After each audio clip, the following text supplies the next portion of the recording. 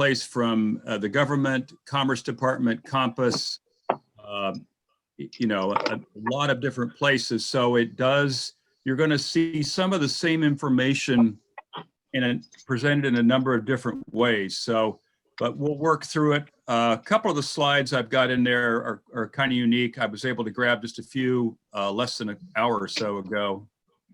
So let's with that, you know, I'd like everybody to mute if you would. If you have a chat, you'd like to ask a question, we will have questions at the end. Please let Tim know that. He can get your chat and he can read them to me.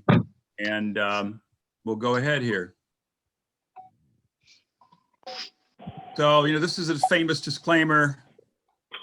I'm not a lawyer, I'm not an accountant, and I'm not a real estate agent. I'm just an investor. Okay, so I decided to start off a little bit with the coronavirus impact on housing, and we're going to see this trend throughout the graphs.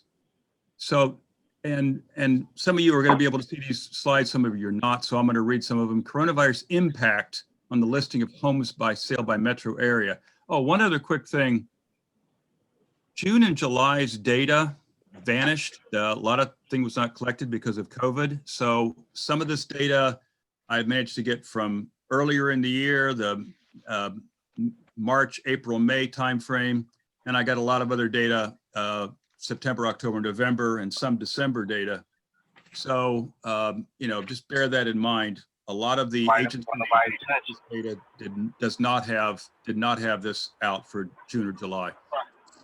So what we have here is you can see that the impact on housing from the 2019 base to the 2020 base affected pretty much the entire country, except for Denver, Colorado, although it affected it too. And from the standpoint of the amount of addition to the supply of homes for sale in mid-March. So, you know, these delistings occurred as a result of, you know, the COVID, as a result of people didn't want people in their homes, as a result of, you know, people losing their jobs. So a lot of things are presented here. So this is by price tier. This is the interesting thing because you will notice that in houses that we price in under 250, all the way up to almost $1 million, the same large jump affected in a 5-week addition to supply of homes. Again, red is 2019, blue is 2020.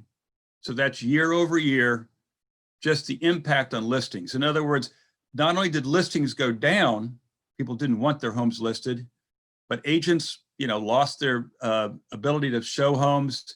Now this came back as the year somewhat came back. I'll show you some data on that too. Okay, this is loans and forbearance. They continue to decline, they'll remain elevated. The blue line is conventional mortgage-backed securities. The orange line is Ginnie Mae, and all is the white line. So you're looking at about a 5% of homes nationwide. This is from the Mortgage Bankers Association, also from Bloomberg. So nationwide, about a little over 5%, somewhere around 5.5, I think 5.75, stretched across the year. So while there was a tremendous amount of homes that popped over 10% in the May-June timeframe, that is coming down. So if you're going after forbearance homes, it looks like it's heading on the downward path.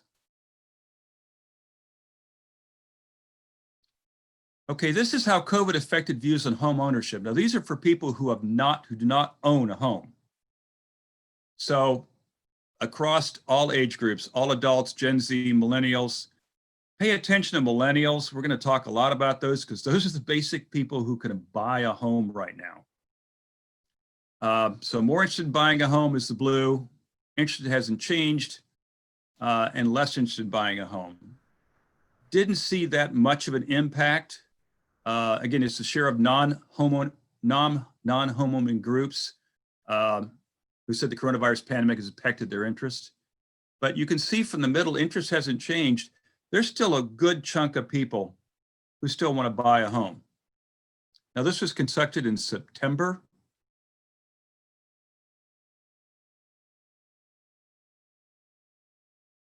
Greater Dayton REIA is a great source of information for real estate investors. You can learn what you need to do to succeed. You can learn the different opportunities that there are in the marketplace, and you can meet a lot of people that know about this from their own experience. It's a fantastic organization because you can network with more seasoned investors. You meet all kinds of different vendors each time, insurance companies, title companies. There's always a different group of people here. And even though I've been involved in real estate since '99, every time I come to a meeting I learn something different. You could also find contractors here.